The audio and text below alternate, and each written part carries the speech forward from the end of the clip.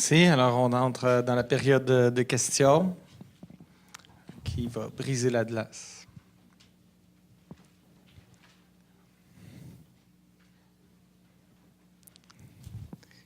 Oui, je vais donner la parole à une étudiante pour commencer. Je m'appelle Charlotte. Oui. C'est pas vraiment une question, mais c'est plus un commentaire que j'ai trouvé ça intéressant, votre exemple avec les notes, parce que sans nécessairement, mettons, redistribuer les notes, ce que je trouve qui serait pas vraiment utile, parce que les gens qui vont voir leurs notes augmenter, dans le fond, c'est pas représentatif de que ce soit l'effort ou d'autres facteurs et de ce qui s'est passé durant leur travail. Donc, dans le fond, mais je trouve qu'ils devraient avoir la liberté, ils devraient avoir le choix de pouvoir mettre les efforts s'ils veulent aussi. Donc, au lieu de leur, mettons, distribuer les notes directement, mettons, ceux qui ont des notes plus élevées pourraient, par exemple, aider ceux qui ont des notes plus faibles à augmenter leurs notes, mais par leur propre grille. Donc, dans le fond, pas leur donner, mais les aider à faire ça. Puis, un parallèle avec l'économie, dans le fond, je pense que sans donner directement l'argent aux plus démunis, parce que les inégalités existent, comme vous l'avez dit, pour plusieurs facteurs qui sont de la décision de la personne. Par exemple, l'effort ou les choses comme ça. Mais ce qui ne devrait pas être juste, c'est dans le fond la mobilité sociale, comme vous avez dit, et les opportunités. Donc, il y a comme un seuil, je dirais, qu'on devrait donner de l'argent pour aider les plus démunis à choisir ce qu'ils veulent faire et, dans le fond, pas leur donner directement, mais vraiment mettre des mesures sociales pour aider à ensuite choisir si leur situation les convient ou ils veulent mettre plus d'efforts pour en avoir encore plus. Écoutez, peut-être 2 points par rapport à votre intervention. Le premier, c'est que dans la discussion avec mes étudiants à HEC, quand je leur propose une redistribution des notes, ils sont vraiment complètement opposés à ça. Là. Ils sont vraiment même Il y en a quelques-uns qui n'ont pas compris que c'était un jeu, là, puis ils sont vraiment pas contents, là, après moi. Là. Mais je leur apporte quand même des contre-arguments, puis je leur dis, mais il y a peut-être des raisons pour lesquelles c'est pas juste l'effort là, qui compte ici. Là. Il y a peut-être des gens qui viennent de milieux plus difficiles. Peut-être que leurs parents n'ont pas valorisé les études quand ils étaient petits, donc ils n'ont pas fait un investissement dans eux-mêmes dans le passé, donc ils n'ont pas le même capital humain que les autres. Il y en a peut-être qui n'ont pas le même niveau d'intelligence aussi que les autres. Il y en a peut-être pour lesquels tout est facile, puis il y en a peut-être pour lesquels c'est plus difficile aussi. Donc, il y a peut-être des raisons pour lesquelles une certaine redistribution pourrait être importante, mais il faut faire attention que ça n'ait pas un impact sur l'effort. Okay? Puis je vous dirais, c'est peut-être un peu la même chose dans notre société. La redistribution des revenus, ça peut certainement être motivé ou justifié par le fait que les gens n'ont poursuivi tous le même... Tu sais, tu joues au poker, il y en a qui reçoivent juste des as puis des rois, là, puis il y en a d'autres qui reçoivent des cartes. Là, tu te dis, oups, là, qu'est-ce que distribué ça? Et puis c'est la même chose dans la vie. Là. Il y a des gens qui ils partent pas avec le même jeu que les autres. Là. Alors, il y a peut-être des raisons. Mais malgré ça, mes étudiants sont très réticents parce qu'ils disent que ça va avoir un impact sur l'effort que les gens font et tout le reste. Là. Alors ça, c'est quelque chose, je pense qu'il faut garder en tête. Il y avait une autre chose que je voulais dire aussi. J'aurais dû le noter.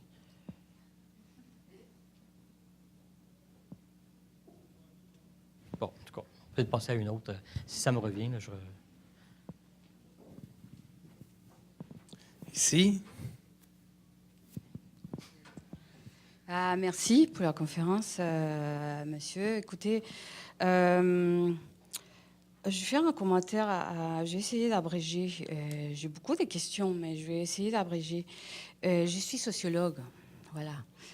C'est pas un défaut. Non, justement, je voulais les dire d'abord.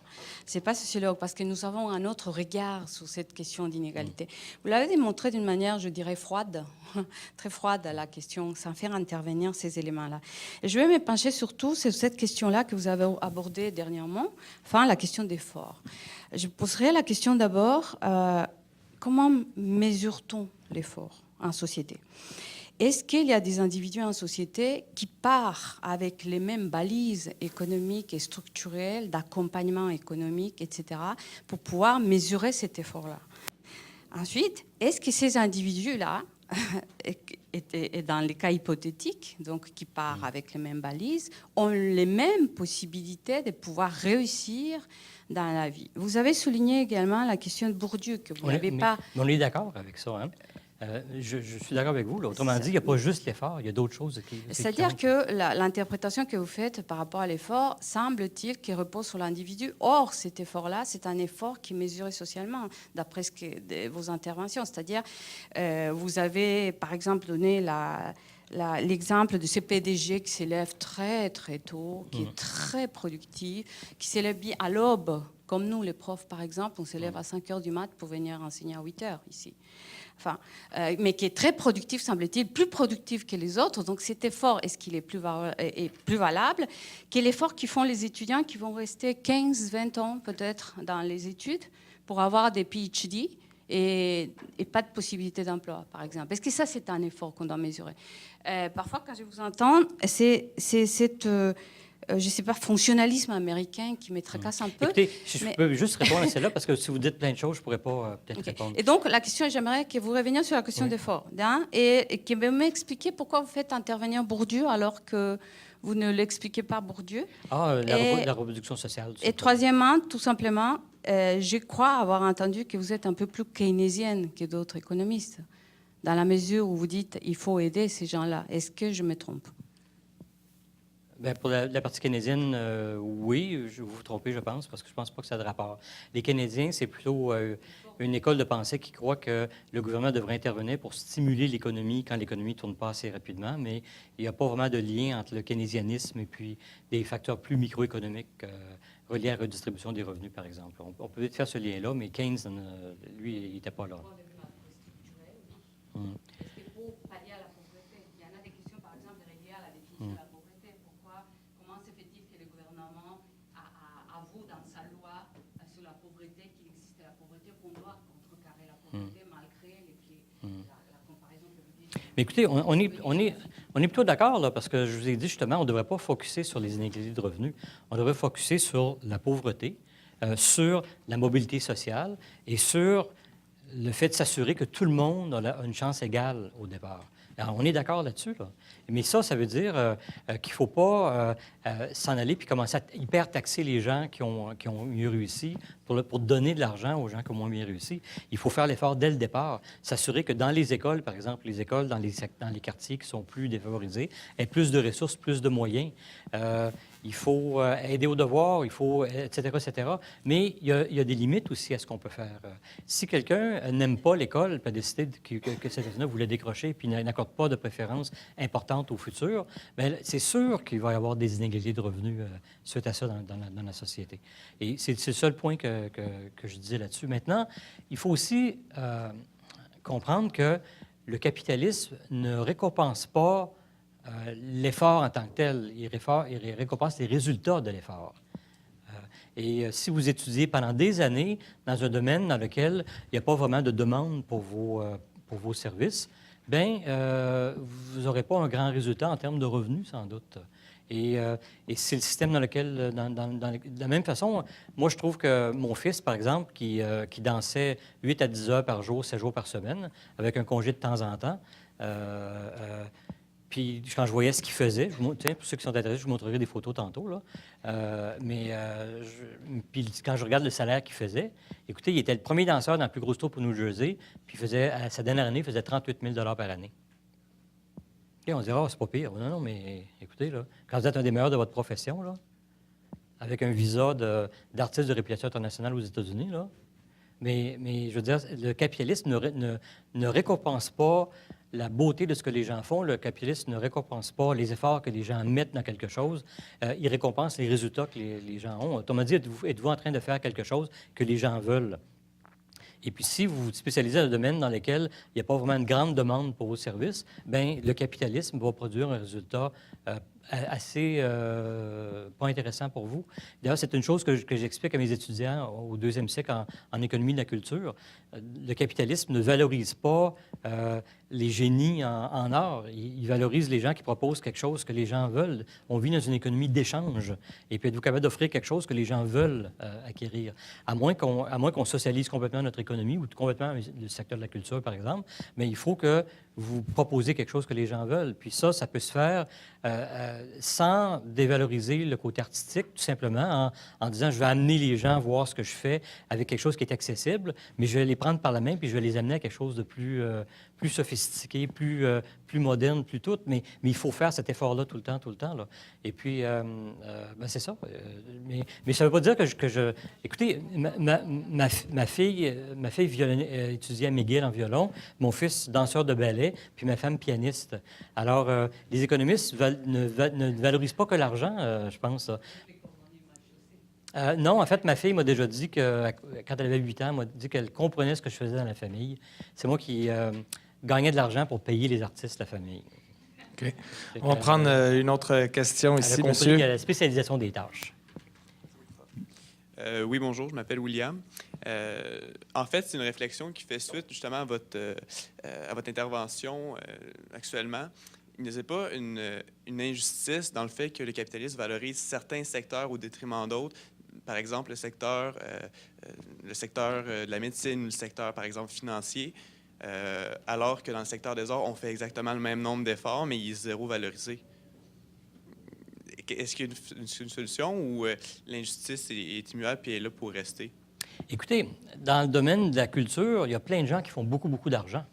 Céline Dion fait plein d'argent.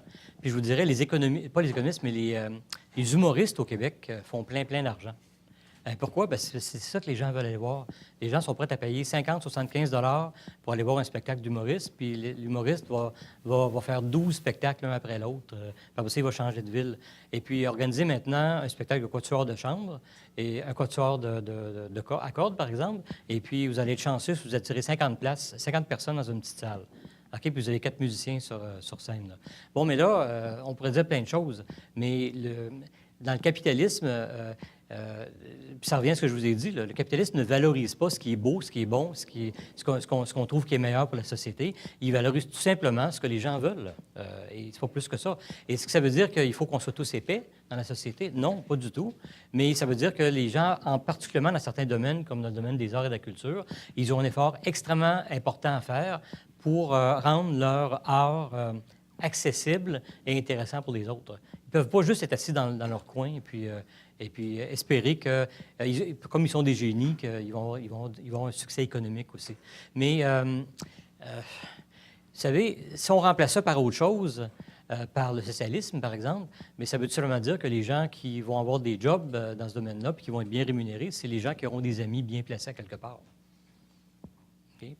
Alors, ce n'est pas nécessairement mieux, là. Quand on regarde la situation des arts et de la culture, moi, je pense que les arts et la culture sont florissants dans beaucoup de pays qui sont capitalistes. Et puis, dans beaucoup de pays qui sont socialistes, ce n'est pas le cas du tout, là. Mais c'est un problème qui est dû au fait, entre autres, que c'est tellement le fun de faire des arts et de la culture qu'il y a plein de gens qui veulent en faire. Puis, il y a même plein de gens qui seraient prêts à en faire bénévolement, tellement ils aiment ça. Alors, si vous êtes prêts à offrir vos services à presque rien, bien, c'est sûr que le marché, c'est ce qui va payer en bout de ligne. Je relancerai, monsieur, à ce propos. C'est moi qui vais poser une question et ensuite, je donne la parole à quelqu'un d'autre. Parce que c'est à propos de ce que vous dites. On entend souvent dire, plutôt à gauche, à propos de ce que vous dites, il faut que ce soit quelque chose que les gens demandent pour que ça ait du mérite dans le capitalisme. En tout cas, on valorise les résultats. Alors que, quand même, on va dire souvent, oui, mais les entreprises, certaines grandes entreprises ont déjà les parts d'un marché et possèdent les parts d'un marché. On va dire également, il y a des grands spécialistes de marketing, des grands spécialistes de publicité qui sont capables d'influencer sur l'offre et la demande. Alors, vous semblez faire une grande confiance à la loi de l'offre et de la demande au profit de la demande, alors que plusieurs à gauche disent plutôt, non, l'offre est contrôlée, des grandes entreprises possèdent le contrôle des marchés et à ce moment-là, ce n'est pas vrai que les gens ont ce qu'ils demandent. En réalité, on leur crée des besoins et c'est les spécialistes de marketing qui créent ces besoins. Ces grands spécialistes de marketing sont embauchés par les grandes firmes. Qu'est-ce que vous répondez à cela? C'est une idée qui était avancée par Galbraith dans les années 60 particulièrement. Je vous dirais, les économistes en général n'accordent pas beaucoup de crédit à cette idée-là. Je pourrais vous donner beaucoup d'exemples de compagnies très puissantes qui ont essayé de sortir un nouveau produit, puis les gens n'ont pas voulu. L'exemple le plus connu, c'est peut-être le Coke classique. le Coke qu'on avait avant, là, on a sorti un nouveau Coke, puis les gens l'ont pas voulu, puis on est obligé rapidement de ressortir l'ancien Coke en appelant le Coke classique.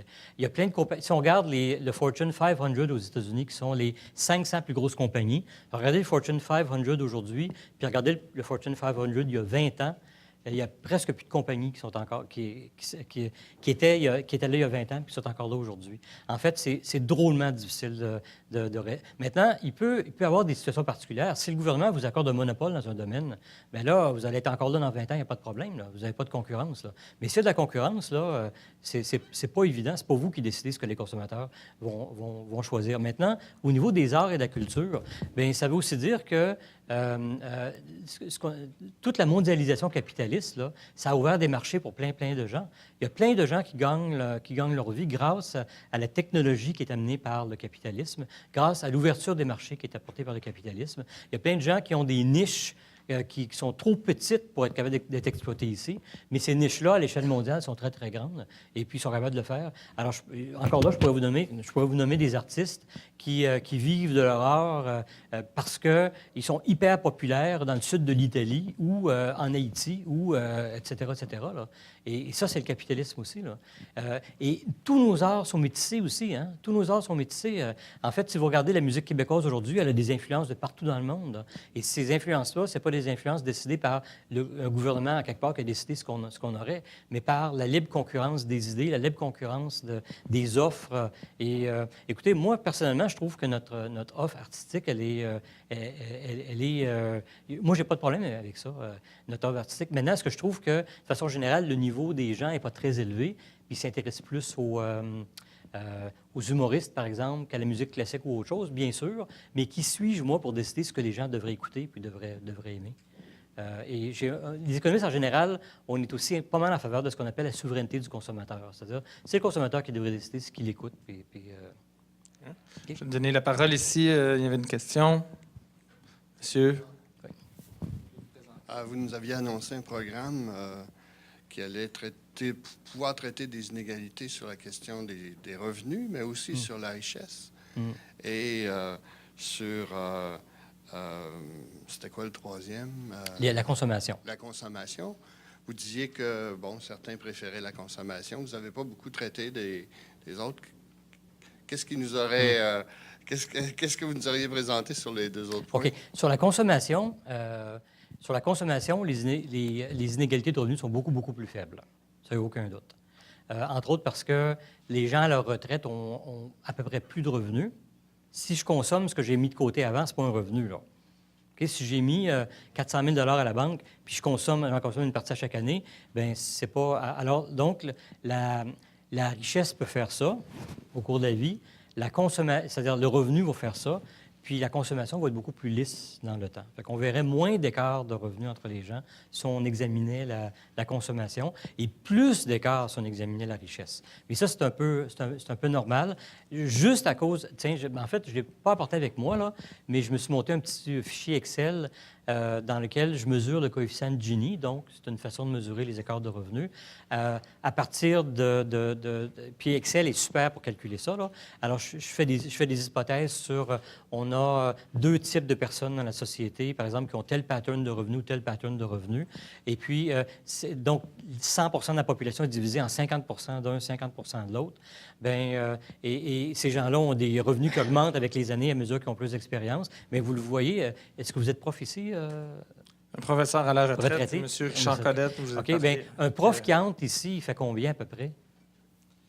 Ça dépend s'il a un bac, une maîtrise, s'il a des années de recherche, mais okay, environ 35-40 000. OK, écoutez, je ne serais pas... laissons faire les chiffres bruts, là, mais entre quelqu'un qui entre avec une maîtrise ici, pas d'expérience, tout de suite après la maîtrise, puis quelqu'un qui est à la fin, juste avant de prendre sa retraite, par exemple, il peut y avoir quelle différence en termes de pourcentage? C'est entre 40 et 76 000 actuellement, je crois. Donc, il peut y avoir une différence de entre 40 000 et 80 000, c'est le double. Alors, puis ici, il n'y a pas d'injustice, il n'y a pas d'iniquité, là. C'est-à-dire, la même personne va voir son revenu passer de 40 000 à 76 000 au cours des années. Tout simplement, quand on fait le portrait, il y en a un qui est à 40 000, puis l'autre à 76 000. À 76 000, il est à une année de la retraite, puis à 40 000, il vient de rentrer. Et juste ça, ça va produire un Gini qui n'est pas à zéro, là. Même si les gens étaient identiques. Là. Alors, c'est sur ça que je vous disais qu'il faut faire attention quand on regarde des mesures de Gini, parce que ça incorpore des éléments tels que les gens n'ont pas le même pattern de revenus au cours de leur vie, mais ça incorpore aussi plein de gens qui ne sont pas au même point dans leur vie, même s'ils ont le même pattern de revenus. Alors, c'est un mélange de tout ça. Alors, quand le Gini augmente un peu, on ne peut pas savoir, a priori, qu'est-ce qu'il y a derrière ça. Sais-tu que les revenus à vie des personnes sont en train de devenir plus inégalitaires ou sais-tu tout simplement qu'il y a un autre phénomène qui est en train de se produire? Alors, c'est quelque chose de très, très complexe. Puis c'est pour ça que je vous dis... en fait, je n'ai pas eu le temps de revenir sur la richesse puis la consommation, là, mais c'est sûr qu'au niveau de la richesse, ça serait encore plus élevé. Quelle que soit la variable sur laquelle on focus, il y a tellement de trucs compliqués autour de ça que c'est difficile de porter un jugement sur ce qui est en train de se passer. Et puis, c'est normal qu'on n'ait pas un Gini à zéro. Maintenant, qu'est-ce qui est idéal? Bien là, une question normative comme ça, je ne pourrais pas y répondre.